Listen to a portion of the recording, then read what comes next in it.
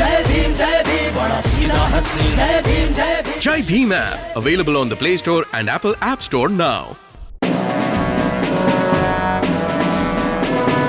AIMIM प्रमुख असदुद्दीन ओवैसी ने कहा कि उन्हें RSS प्रमुख मोहन भागवत की इस बात पर जरा भी यकीन नहीं है कि उनका संगठन ज्ञानवापी के लिए आंदोलन नहीं करेगा। साथ ही मोहन भागवत के इस बयान पर कि देश के अधिकांश मुसलमानों के पूर्वज हिंदू है। ओवैसी ने कहा कि क्या उनके पुरखों को जबरन बौद्ध से हिंदू बनाया गया था। विकाराबाद के तांदुर में मौजूद ओवैसी इंडिया टीवी के रजत शर्मा के सवालों के जवाब दे रहे थे।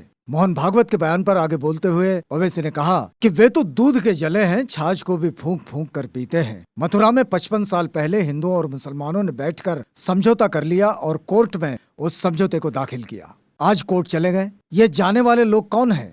दिक्कत इसलिए है क्योंकि उन्होंने कहा था कि मुसलमान चोरी का सामान है। आज आप कहते हैं कि मुसलमानों के पूर्वज हिंदू थे। बैरिस्टर ओवैसी ने पूछा कि क्या वो ये कह सकते हैं कि मोहन भागवत के पूर्वजों को जबरन बौद्ध से हिंदू बनाया गया था? क्या जबान इस्तेमाल कर रहे हैं? एक वक्त था जब सम्राट अशोक के समय समूचा भारत बौद्ध में था, लेकिन ब्राह्मण सेनापति पुष्यमित्र श्रृंग ने धोखे से सत्ता हथियाई तथा जबरन बौद्धों को हिंदू कराया। भारत सोने की चिड़िया हुआ करती थी तब, लेकिन ब्राह्मणवादियों ने फैलाए जातिवाद और जाति उन्माद के कारण भारत हजारों साल तक कभी मुगलों तो कभी अंग्रेजों का गुलाम बना। भारत के सत्यानाश ब्राह्मणवाद ने किया। इस सवाल पर कि क्या उन्हें अब भी लगता है कि देश में मस्जिदों पर कब्जे के लिए कोशिश होती रहेगी, ओवैसी ने कहा, यकीनन ऐसा ही होता रहेगा। ये तो मोहन भागवत की आंखों में धूल झोंकने की कोशिश है। जब बाबरी मस्जिद का वर्डिक्ट आया था तब भी यही बात कही थी। बैरिस्टर ओवैसी ने कहा कि तब भी उन पर उंगलियां उठी। आज कोर्ट में केस लेकर चले गए हैं।